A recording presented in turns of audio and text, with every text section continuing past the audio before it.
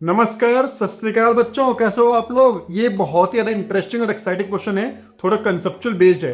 तो अगर आप इस क्वेश्चन को अच्छे से कमेंट में एक्सप्लेन कर पा रहे हो तो बहुत अच्छा कर रहे हो। और जो बच्चा सबसे अच्छा करेगा इस क्वेश्चन को, बेसिकली जो सबसे अच्छा कमेंट करेगा, अच्छे से एक्सप्लेन करेगा, मैं उस बच्चे के जो कमेंट्स है बेसिकली सबसे ऊपर पिन कर दूंगा।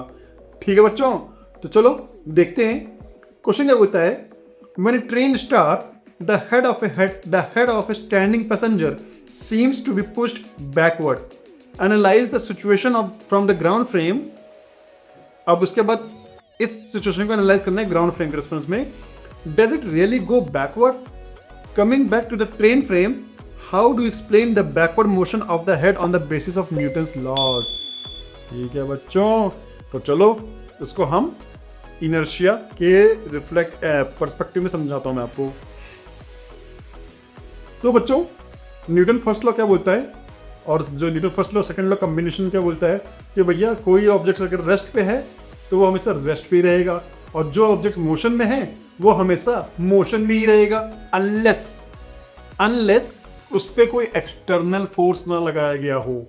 ठीक है बच्चों, तो ठीक है, तो अगर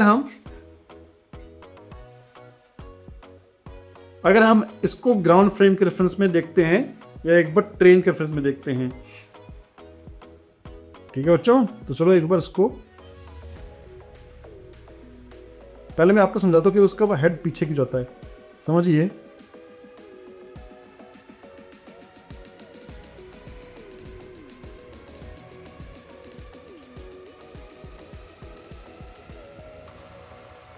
ये पर्सन बैठा हुआ है, समझिए, एक पर्टिकुलर चेयर पे। ठीक है, अब पर्सन जब भी ट्रेन सडनली स्टार्ट होती है, ये पूरी बॉडी एक इनर्शिया में थी। मतलब इनर्शिया क्या है? Have its mass. ठीक है बच्चों, तो पूरी जो बॉडी है उसका एक मास है ना। अब मास पे अगर हम एक्सटर्नल फोर्स लगाते हैं, ठीक है ना, तो उसके बाद ये क्या होता है बच्चों, फॉर्मूला क्या होता है मैं पता है आपको, F vector equal to mass acceleration vector. मतलब ये जो मास है वो बेसिकली एक्सेलरेशन और फोर्स के बीच में कांस्टेंट है। तो जितना बड़ा कांस्टेंट है, मतलब जितना बड़ा मास है ना, उतना ही ज्यादा इनर्शिया है बॉडी में, और उतना ही ज्यादा फोर्स चाहिए होगा उतना एक्सेलरेशन पैदा करने के लिए। समझ रहे हो बच्चों कि अगर आपको पहले मास ज्यादा है तो ज्यादा एक्सेलरेशन पे करने के लिए ज्यादा मास चाहिए, क्योंकि अगर हम इसको m equal to force vector upon acceleration vector लिख सकते हैं, है ना। सो अगर इसकी वैल्यू m है जो कि कांस्टेंट है, तो इसको बढ़ाने के लिए एक f वेक्टर चाहिए, फोर्स चाहिए, वो ज्यादा चाहिए होगा। लेट्स कंसीडर कि पहले इसकी वैल्यू 1 थी, तो इसको हमें केवल 1 बढ़ाने के लिए हमें समझिए 5 चाहिए था। लेट्स कंसीडर इसकी वैल्यू पहले इनिशियल 5 थी, है ना। तो पहले मास की वैल्यू समझिए 5 है, 5 kg है, तो हमें 1 मीटर पर सेकंड, है ना, स्क्वायर से एक्सेलरेशन बढ़ाने के लिए हमें कितना फोर्स चाहिए था? 5 न्यूटन का फोर्स चाहिए था। सेम अगर लेट्स कंसीडर कि मास इस बार 10 कर दिया है, तो हमें सेम एक्सेलरेशन बढ़ाने के लिए हमें फोर्स इस बार 10 टाइम्स चाहिए, मतलब 10 चाहिए। तो ये जो मास है वो बच्चों क्या है? रेजिस्टेंस टू एक्सेलरेशन है। जितना ज्यादा मास होगा उतना ही एक्सेलरेशन को रेजिस्ट करेगा, सेम फोर्स उतना कम एक्सेलरेशन देगा, है ना। ये चीज समझ रहे हैं आप? ये चीज समझ रहे हैं ना आप? तो आप देखिए, यहां पे जैसे ही ट्रेन स्टार्ट हुई तो उसका जो ये वाला बॉडी पोर्शन था, है ना, समझिए, ट्रेन स्टार्ट हुई और ट्रेन की वजह से इसके जो पिछवाड़ा है, इसके पिछवाड़े पे एक फोर्स F लगा। अब जैसे ही पिछवाड़े पे फोर्स F लगा तो उसका जो लोअर बॉडी पार्ट है ना, जो ट्रेन के कांटेक्ट में है, वो तो तुरंत ही एक्सेलरेशन A से आ गया। मतलब क्योंकि इसमें मास है तो तुरंत ही वो एक्सेलरेट आगे की तरफ कर गया। लेकिन ये जो बॉडी पार्ट है बच्चों, ये वाला बॉडी पार्ट है ना, इसका भी एक मास है, लेकिन ये इतनी तेजी से आगे की तरफ मूव नहीं कर पाया क्योंकि इसके पास एक इनर्शिया था, ये अपने ऑलरेडी रेस्ट पोजीशन पे था। इस पे एक्सेलरेशन का इफेक्ट आने में टाइम लगा, इसलिए ये जो हेड है वो बच्चों पीछे की तरफ मूव हुआ,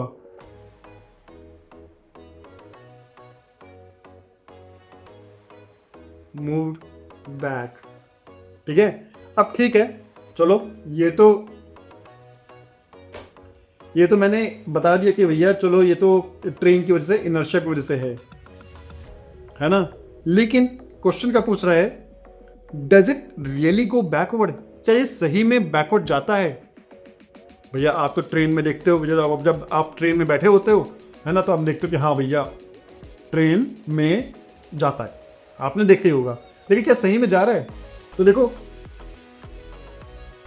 भैया ट्रेन में बैठे हो तो जाता है, ठीक है ना, आपने देखा ही होगा, आपका भी मेरा भी अचानक से जब कोई गाड़ी जुर्र से एक्सीलरेट करता है तो हमारी बॉडी पीछे जाती है। लेकिन अब यहाँ पे मैं आपको इस चीज को एक्सेलरेटिंग बेसिकली इनर्शियल और नॉन इनर्शियल फ्रेम के रेफरेंस में समझाने वाला हूँ।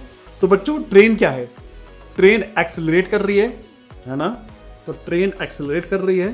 तो अगर आप ट्रेन के अंदर बैठे हो तो आप कौन सा फ्रेम में हो, कौन सा फ्रेम में हो, इनर्शियल या नॉन इनर्शियल? ट्रेन एक्सेलरेट कर रही है, एक्सेलरेट तो मतलब नॉन इनर्शियल फ्रेम में हो, और नॉन इनर्शियल फ्रेम में हो तो बच्चों न्यूटन्स लॉज एप्लीकेबल होते हैं, नॉन इनर्शियल फ्रेम में नहीं होते। अब चूंकि Newton's laws of motions applicable ही नहीं होते तो हम कोई भी किसी भी तरह का न्यूटन्स लॉज ऑफ मोशन लगा ही नहीं सकते। चलो ठीक है, हम नहीं लगाएंगे, लेकिन हमने इसका एक हैक बना रखा है, हम स्यूडो फोर्स लगा देंगे। अगर हम जैसे ही स्यूडो फोर्स लगा देंगे वैसे ही हम न्यूटन्स लॉज ऑफ मोशन को अप्लाई कर सकते हैं। तो ठीक है, हम यहाँ पे एक स्यूडो फोर्स लगाते हैं।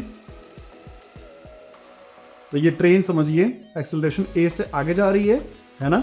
तो अगर हमें ट्रेन के अंदर ही रेफरेंस करना है तो इस पे एक स्यूडो फोर्स लगेगा। ठीक है बच्चों, ये कलर सही है क्या, समझिए, इस पे एक स्यूडो फोर्स लगेगा ए।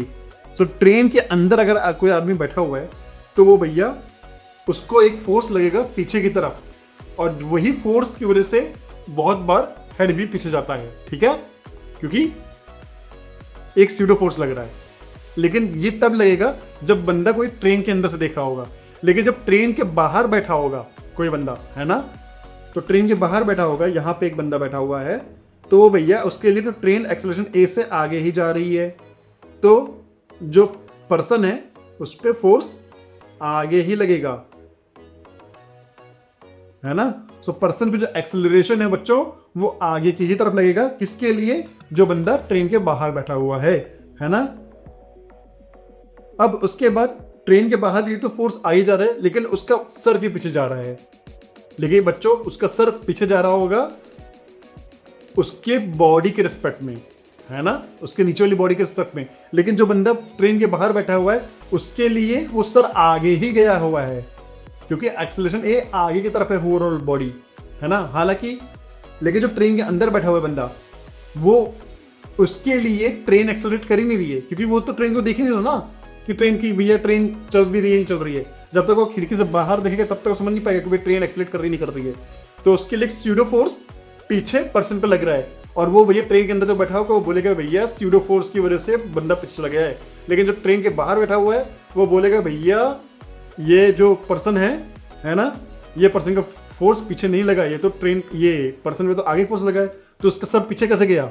इसका सर एक्चुअल में इनर्शिया की वजह से पीछे गया है, क्योंकि उसका जो अपर बॉडी है वो रेस्ट पे थी, है ना, रेस्ट पे रहना चाहती थी। लेकिन उसका जो पिछवाड़ा है और जो उसकी लोअर बॉडी है वो एक्सेलरेट कर गई आगे की तरफ, जिसकी वजह से वो पीछे की तरफ पुश बैक हुआ है। तो उसकी अपर बॉडी बेसिकली रेस्ट पे थी, है ना, और लोअर बॉडी एक्सेलरेट कर गई है ना, लोअर बॉडी एक्सेलरेट कर गई है। ये ट्रेन के बाहर की बात कर रहा हूं मैं। अगर ट्रेन के बाहर में बैठा हुआ हूं, है ना, तो लोअर बॉडी एक्सेलरेट कर गई है और जो उसका जो अपर बॉडी है वो रेस्ट पे है। तो मैं इसको लिखता हूं एक बार, फॉर आउटसाइड ट्रेन। सो जो बंदा ट्रेन के बाहर बैठा होगा वो उसको ऐसे एक्सप्लेन करेगा। ठीक है, ट्रेन के बाहर बैठा हुआ है तो उसके लिए ये फ्रेम कौन सा है, इनर्शियल फ्रेम, क्योंकि वो अर्थ पे है ना। अगर इनर्शियल फ्रेम है तो बोलेगा कि, मैं इस पर दूसरा पेन से लिखता हूं, लोअर बॉडी मूव्ड और एक्सेलरेटेड।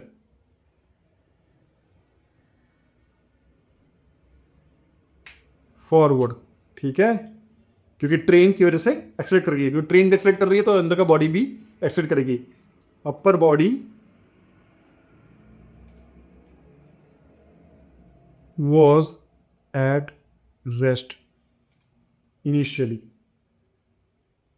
ठीक है, जिसकी वजह से उसके लोअर बॉडी के हिसाब से, उसके लोअर बॉडी के रिस्पेक्ट में अपर बॉडी अपने आप पिछले गई, क्योंकि लोअर बॉडी उसके आगे शिफ्ट हो गई है अपने आप ही। ये तो आउटसाइड के लिए था। अब इनसाइड के लिए क्या है बच्चों? इनसाइड लिखते हैं फॉर इनसाइड ट्रेन, इसके लिए नॉन इनर्शियल है सब कुछ। ये बोलेगा नॉन इनर्शियल है तो भैया ये बोलेगा कि ट्रेन के अंदर बैठा हुआ है ना, तो बोलेगा कि भैया upper body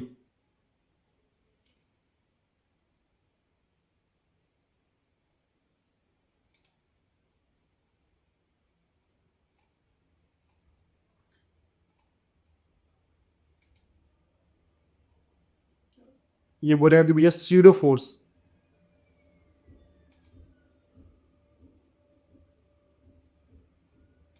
pseudo force applied, ठीक है। स्यूडो फोर्स अप्लाई किस पे है? लोअर बॉडी पे। तुरंत ही स्यूडो फोर्स लोअर बॉडी पे अप्लाई हुआ है। अरे मैं पेन का कलर तो चेंज कर दूं।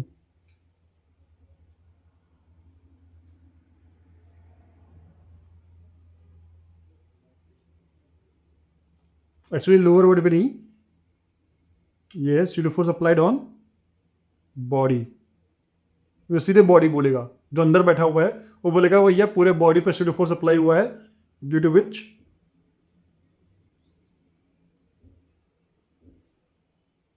पर्सन पुश्ड बैक, ठीक है। जो अंदर बैठा हुआ है वो ऐसे ऐसे एक्सप्लेन करेगा, ठीक है बच्चों। तो जो बच्चे इसको अच्छे से समझा पाए हैं वो बच्चे बहुत अच्छा कर रहे हैं। उन बच्चों को बेसिकली कमेंट करिए कि भैया मैंने इस क्वेश्चन को अच्छे से समझाया है और मुझे अच्छे से समझ में आया है। तो अब मैं आपको मिलता हूं एक नए इंटरेस्टिंग एक्साइटिंग क्वेश्चन के साथ नेक्स्ट वीडियो में। तब तक के लिए